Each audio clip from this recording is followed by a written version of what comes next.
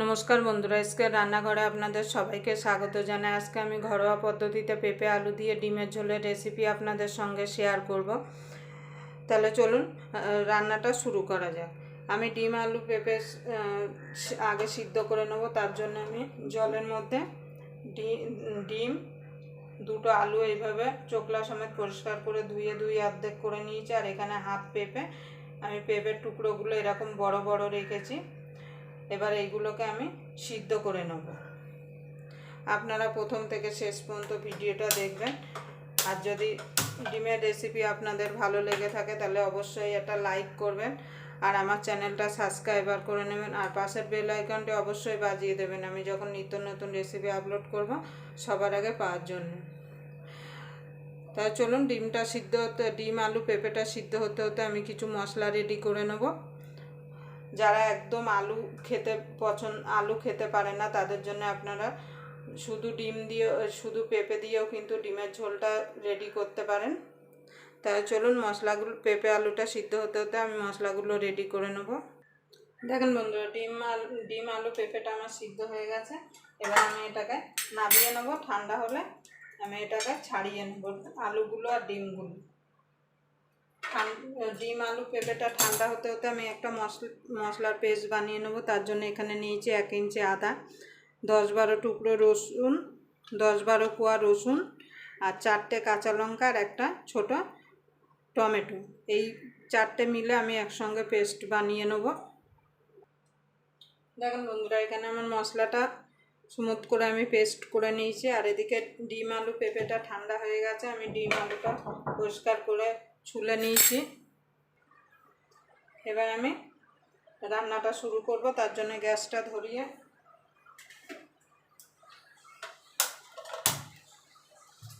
কড়াইটা বসিয়ে দেব। এবার কড়াইটা গরম হওয়া পর্যন্ত অপেক্ষা করব। কড়াই গরম হয়ে গেছে। এবার আমি তেল দিয়ে দেবো।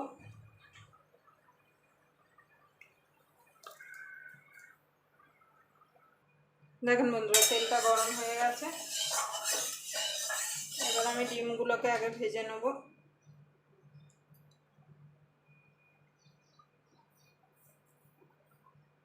ডিমগুলোকে একটুখানি কেটে দেবো খুন্তি দিয়ে।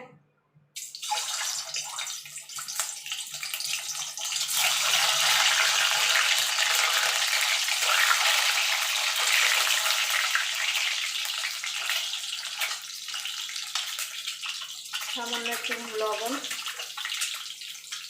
হলুদ দিয়ে দেবো। এবার ডিমটাকে আমি ভালো করে ভেজে নেব। দেখুন বন্ধুরা ডিমগুলো ভাজা হয়ে গেছে। আমি এই তেলে পেঁপে আলুটা ভেজে নেব।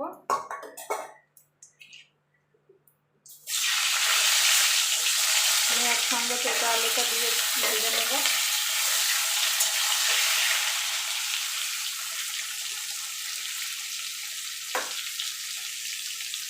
দেখুন বন্ধুরা পেঁপে আলুগুলো ভাজা হয়ে গেছে। আমি তুলে নেব।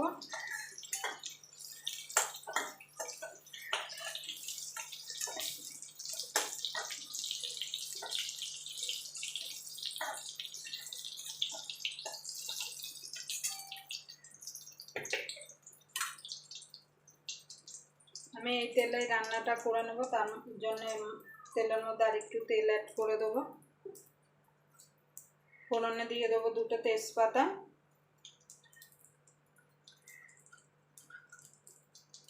সামান্য গোটা জিরে। তো ফোড়নটা ভাজা ভাজা হয়ে গেলে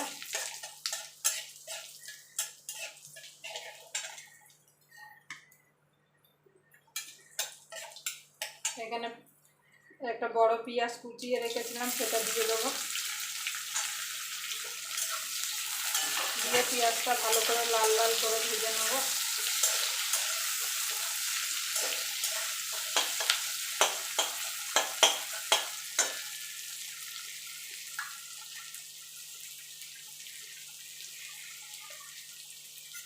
আপনারা এইভাবে পেঁপে আলু দিয়ে ডিমের ঝোল বাড়িতে বানিয়ে দেখতে পারেন। গরম ভাতের সঙ্গে খেতে কিন্তু অসাধারণ লাগে।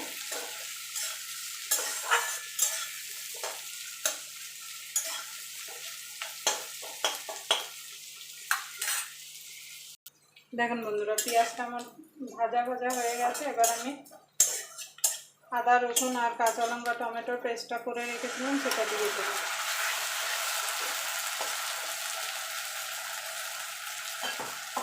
মিক্সির জারটা দিয়ে জলটা দিয়ে দেবো, দিয়ে এবার ভালো করে কষিয়ে নেবো যতক্ষণ আদা রসুনের কাঁচা গন্ধটা না চলে যাওয়া পর্যন্ত।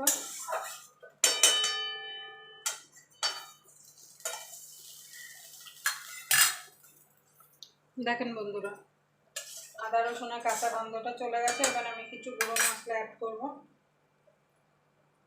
হলুদ গুঁড়ো 1 চামচ, ধনের গুঁড়ো 1 চামচ, জিরের গুঁড়ো 1/2 চামচ, কাশ্মীরি লঙ্কার গুঁড়ো 1 চামচ, স্বাদ মতো লবণ। আমি এখানে কাঁচা লঙ্কা ইউজ করেছি বলে আমি আর গুঁড়ো লঙ্কা দিলাম না, খালি রঙের জন্য আমি কাশ্মীরি লঙ্কা দিলাম। আপনারা চাইলে এখানে গুঁড়ো লঙ্কাটা অ্যাড করতে পারেন। এবার আমি সব মশলাগুলো একসঙ্গে ভালো করে কষিয়ে নেব। সামান্য একটুখানি জল দিয়ে দেবো যাতে মশলাটা পুড়ে না যায়।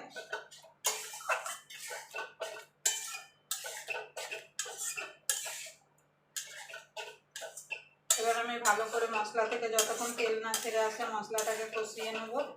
আপনারা যত কষাবেন যত মশলা কষানো ভালো হবে তার উপরে কিন্তু রান্নার স্বাদটা ডিপেন্ড করছে।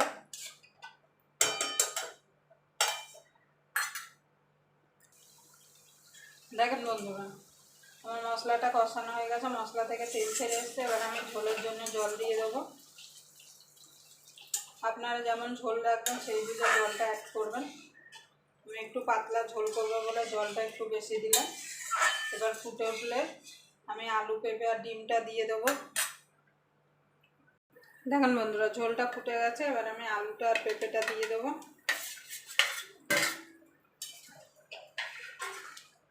এবার ডিমটাও আমি দিয়ে দেবো, দিয়ে মিনিট 3-4 ভালো করে ফুটিয়ে নেব। আপনারা নুনটা অবশ্যই চেক করে নেবেন।